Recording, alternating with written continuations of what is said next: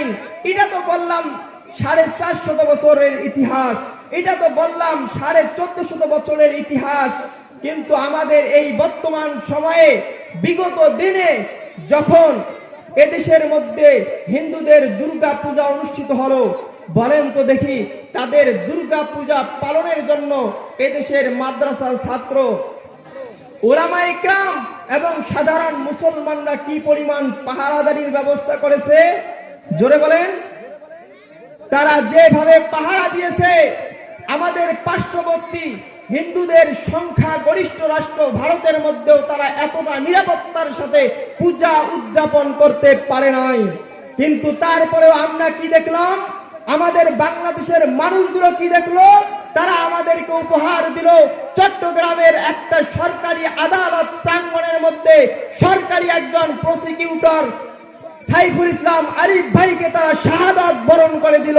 এ মুসলমান, স্পষ্ট ভাষায় বলতে চাই, যারা সাইফুল ইসলাম আরিফ ভাইকে শাহাদাত বরণ করে নিয়েছে, আমরাও মুসলমান যুবকরা শপথ গ্রহণ করেছি, বাংলার জমিন থেকে ইসকন নামক ওই হিন্দুত্ববাদী উগ্র সংগঠনকে অনতি বিলম্বে নিষিদ্ধ ঘোষণা করতে হবে।